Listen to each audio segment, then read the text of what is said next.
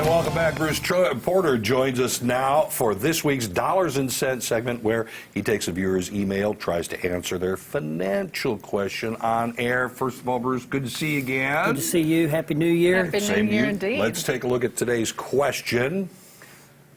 All right. How can I begin to develop a financial plan for 2015?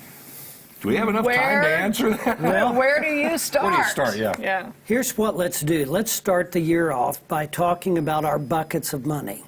There's three basic buckets of money: short range, medium range, and long term.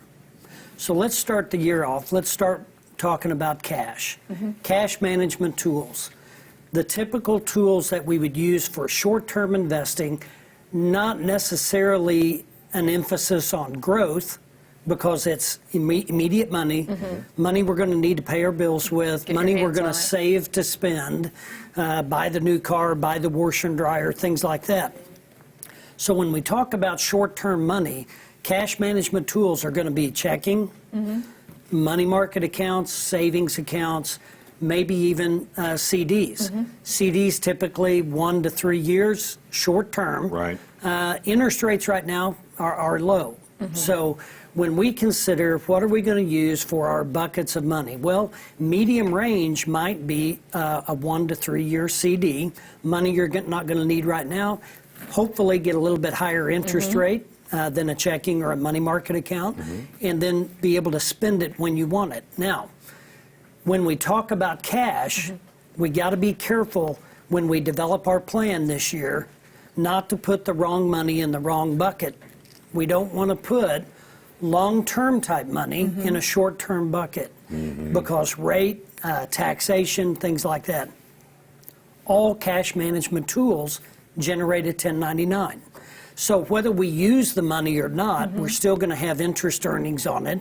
So we have to be mindful of that. That's why we don't want to use long-term money for in a short-term bucket because of taxation, things like that. So when we consider how do we start our plan, the first thing I think we should do, control our debt from the holidays, get a handle on that as soon as possible, and then set up your first bucket.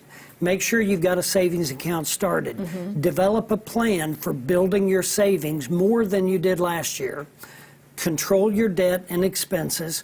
Cut out the things that you don't need that are costing you money, and try to develop a sound plan with a foundation of a good cash management tool. So do you start then with the small bucket and then you let it leak over into the others as one gets a little bigger? Because you may not have enough to go all the way to bucket number 3. That's right. But 1 and 2 are probably a little more doable. Hopefully 2. But if not the first one, at least you could at least start there and figure out where to put that money. That's right. We've got to understand rate. Average 1 year CD rate ranges from 0.27 up to 1.17. So we know that rate is not the thing that we're interested in. Exactly. We are interested in the availability of the money for the expense that might pop up. Yes. Furnace might go out. Washer and dryer might quit.